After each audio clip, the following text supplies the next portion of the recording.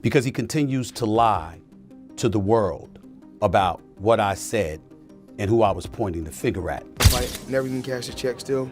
Have $100 million that I never even cashed before. I have a tax attorney that takes care of everything, and everything is okay. Nah, I'm you. I'm not with you. Yeah, we're taking him to court. No way. Yeah. Oh my goodness. So Yeah, see you in the courtroom. Congrats, you're going to prison, Floyd. In a stunning turn of events, Floyd Mayweather is reportedly on the run after ESPN analyst Stephen A. Smith exposed bombshell financial documents during a live broadcast. The documents allegedly reveal Mayweather's involvement in a massive $402 million financial scandal. Federal authorities have reportedly issued a warrant for his arrest. Smith, who had long questioned Mayweather's lavish spending, claimed this is only the tip of the iceberg. Fans and critics alike are in disbelief as the undefeated boxing champ's empire appears to be crumbling. Developing story, more details as they come in. Floyd Mayweather has had for not paying someone money. Check this out. Yeah. So we're gonna sue Floyd Mayweather. Yo, what's good with this? What's good with the conversation about this? Last night you were doing one of these. Are we saying that or what? He hasn't sued him yet. Oh, got it. We're still talking. Got it. There's still conversations that are happening. Well, he got sued. You know he got sued. He's been sued multiple times. For the same fight. Yo, something's going on, and there's one side that's very clear to see is being You know why he got sued? I watched the video on it. There's a full breakdown. He is the promotional arm of his fights. It's why, in part, he makes so much money, because whereas a normal promotional company will take 30%, he is that. And so oftentimes for his fights, before the tickets can go on sale to the public, or like right as they go on sale, he'll buy a whole wing, a whole section, and then he'll sell them at a higher price, marked up, so he can make, like all the floor seats. He takes all of them. All of them, 3, 4, 5x, and it's part of his business.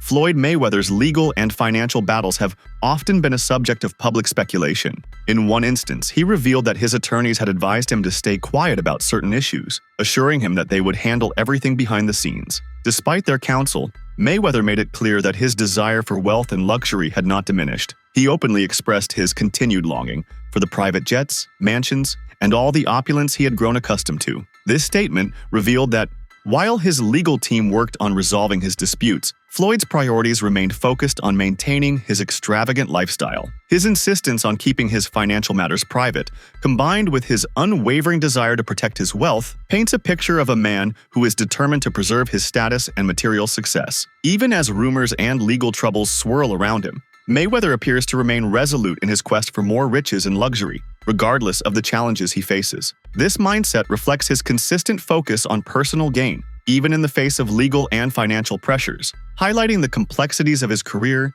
and the cost of his fame. Still got my private jets. I still have all my beautiful homes, still have all my properties everywhere, and still making millions every month. So you didn't take this fight because you needed the money? Actually, I didn't even want this. The fans demanded this fight.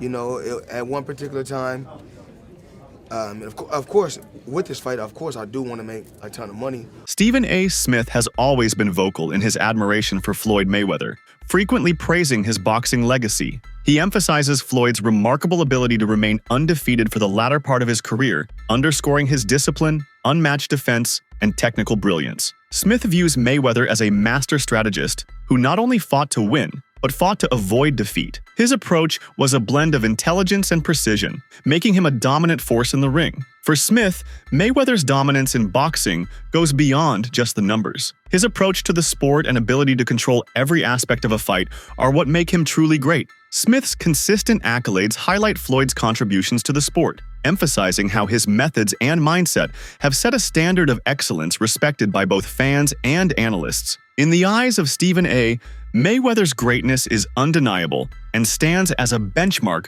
for future fighters. Mayweather was undefeated for the last half of his career with one hand. He constantly broke his hand. Yeah. He would go into a ring knowing he had no shot at knocking somebody out because his hands were hurt too much, and literally walked in the ring and said, I'm gonna embarrass you and humiliate you by showing the world you can't hit me.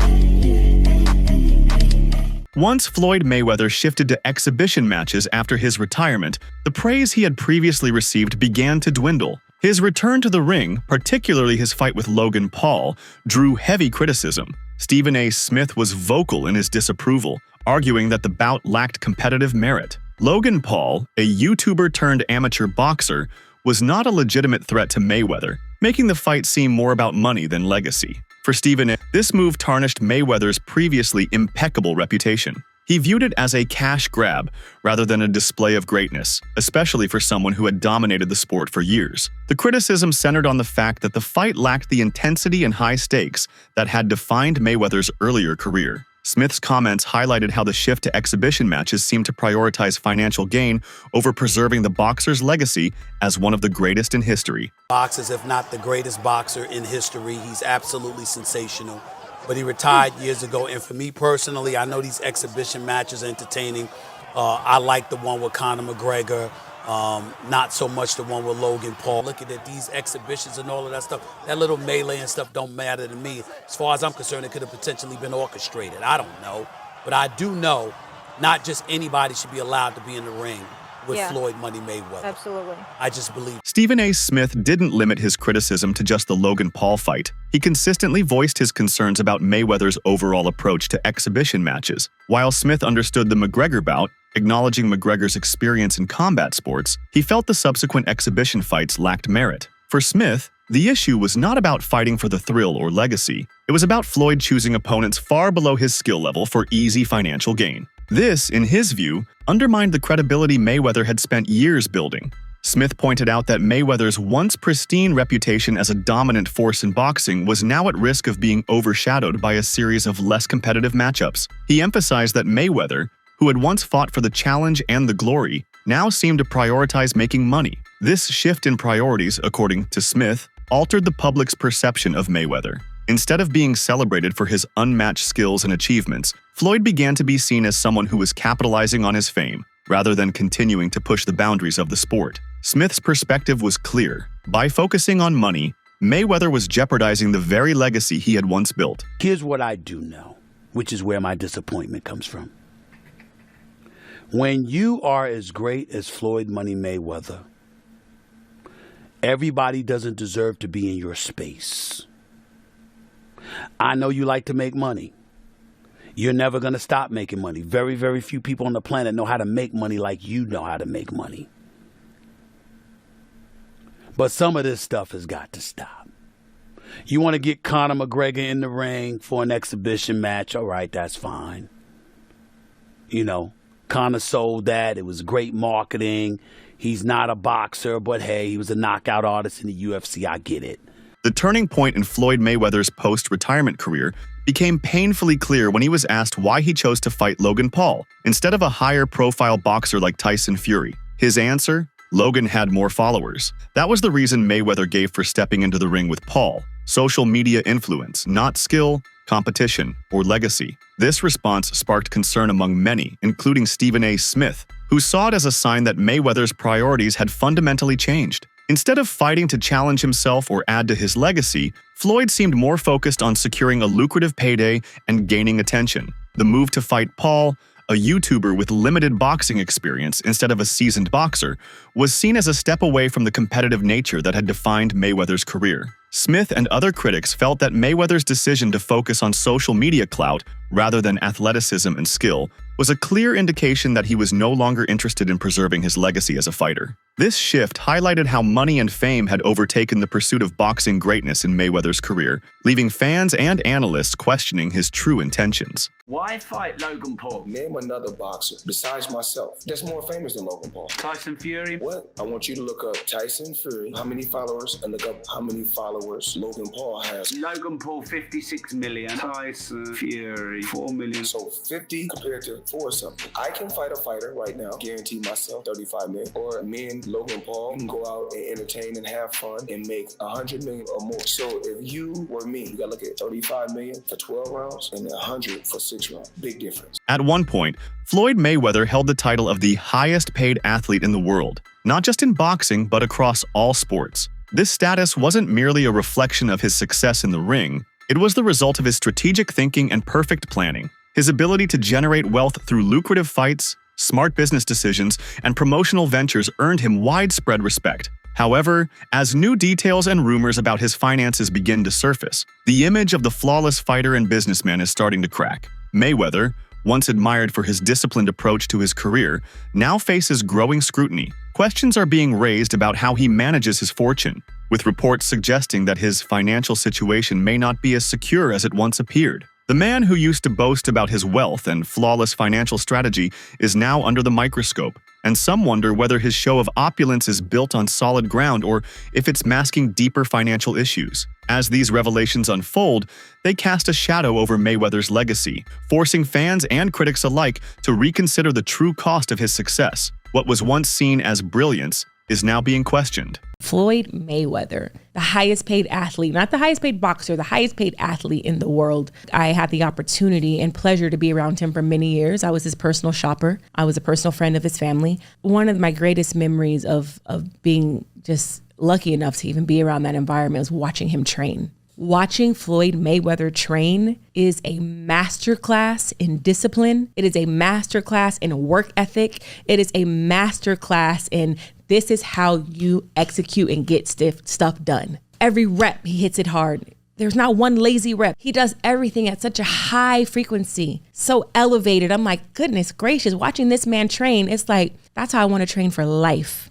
I've been to the club with Floyd where we leave in the club 3, 4 in the morning and he's still going to hit his 6 miles. He'll have all the cars follow him and he's running down the Las Vegas Strip, down back streets. Logan Paul has publicly stated that he plans to take Floyd Mayweather to court over unpaid earnings from their June 2021 exhibition match. Paul alleges that he is owed between $1 million and $3 million in pay-per-view revenue, which he claims was withheld by Mayweather's team. In a 2022 interview with TMZ Sports, Paul confirmed his intention to pursue legal action, expressing frustration over the situation. Mayweather, on the other hand, has denied these allegations, asserting that Paul has been fully compensated for the fight. The dispute centers around the distribution of earnings from the event, with Paul accusing Mayweather of mismanaging the funds and failing to honor their financial agreement. Despite Mayweather's claims that such issues are common in the boxing industry and that payments can take time, Paul remains adamant about seeking legal redress for what he perceives as a breach of contract. The ongoing legal battle highlights the complexities and potential pitfalls of financial arrangements in high-profile exhibition matches. Or is that something that you can't disclose right now? He has not paid me in full. That is a fact. No short way. a few mil, yeah. Wow. Still a few mil. Yeah, oh yeah. Have you been in contact with him? Nah, we're taking this to court. No, are you being serious? Is this like a real... Do I look serious, lady? You do. I'm just making sure. I apologize. Really? I'm just... Nah, I'm not with you. Yeah, we're taking him to court. No way. Yeah. Oh my goodness. So, yeah, see you in the courtroom. Congrats, you're going to prison, Floyd.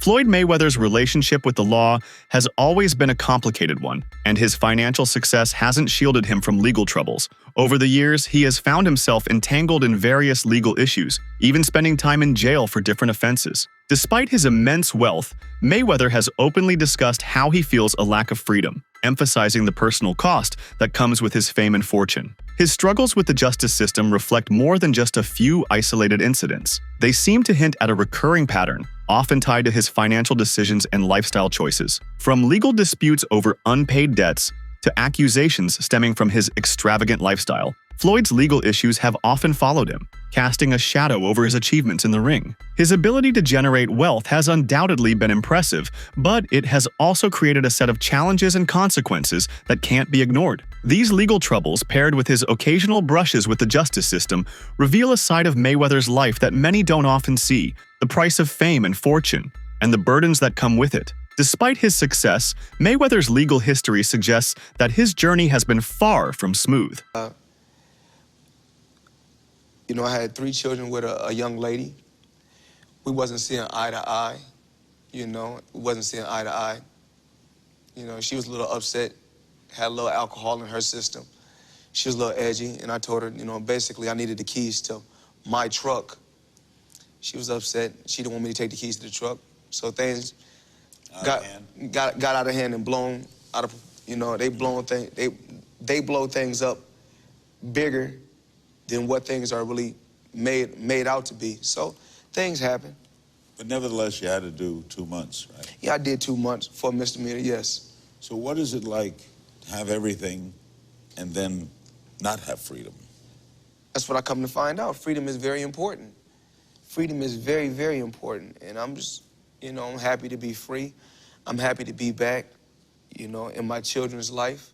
Rapper 50 Cent has also shared his version of events, shedding light on his involvement with Mayweather during a challenging time. When Floyd was incarcerated, 50 Cent took control of Mayweather Promotions, managing the business side of things while Floyd was behind bars. The rapper played a crucial role in keeping the company afloat, investing millions to ensure its success. However, when Floyd was released, 50 Cent claims Mayweather failed to recognize his contributions, allegedly forgetting the financial support and not repaying the money 50 had invested. This story further highlights the complexities of Mayweather's relationships, particularly when it comes to financial dealings. It seems Floyd's legal and financial troubles have not only affected his public image but also strained personal ties. The situation with 50 Cent paints a picture of how Floyd's decisions, both in and out of the ring, have led to conflicts and betrayals that complicate his legacy. Floyd Mayweather's response to 50 Cent's claims was simple. He never asked him to step in and manage Mayweather Promotions during his time in jail. This statement reinforced a narrative that Floyd often prioritizes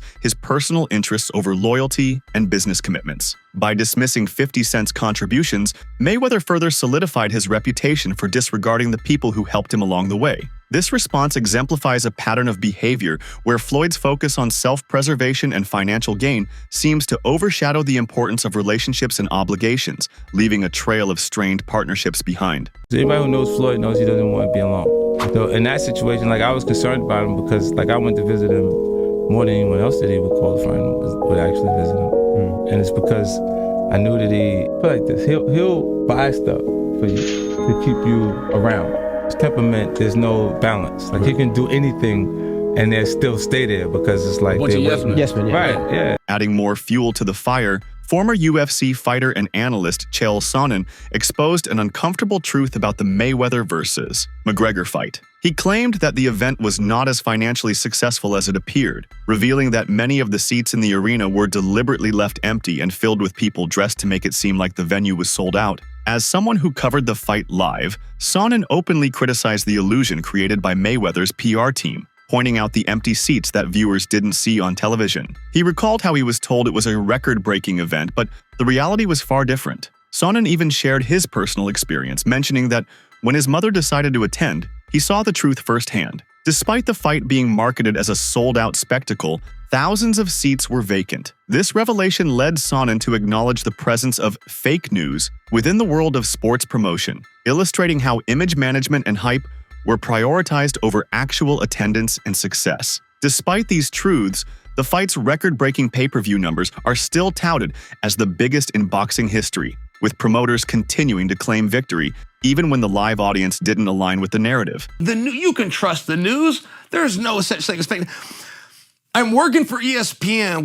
We're broadcasting the Mayweather-McGregor fight live. And to this day, they will tell you that's a record. That's the biggest fight ever. That thing was sold out. That place people were dressed up as empty seats. And I mean thousands of people. No. I bought my mother's ticket that day. That day, my mother decides that she wants to go to the fight. So I'm in there and I'm telling the world that this place is sold out because that's what's on the screen.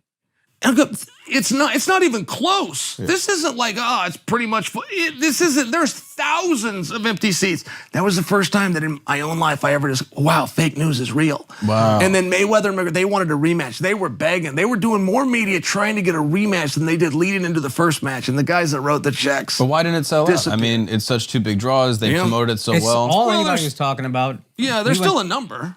Yeah. I mean, no matter how big a draw is, there's still a number. If this guy got 100 million, this guy got 100 million, then you got to advertise it, promote it. You got to bring it's the guarantees that kill everything. If they were just getting percentages, then obviously everybody would. You're saying the seats were empty. I can understand it not making the money, but the seats being empty seems peculiar. Crazy. Yeah, and there's nothing in the world where you have a pay-per-view hit that didn't have a live audience hit. Like if your live audience is your first focus group, isn't sold out, you didn't do pay-per-view numbers. Sure. But boxing will still claim that to this day. They still to this day claim that that's number one. And if you want to be the biggest pay-per-view in boxing history, all you have to do is claim it. That's it for today's video. Stay tuned until next time.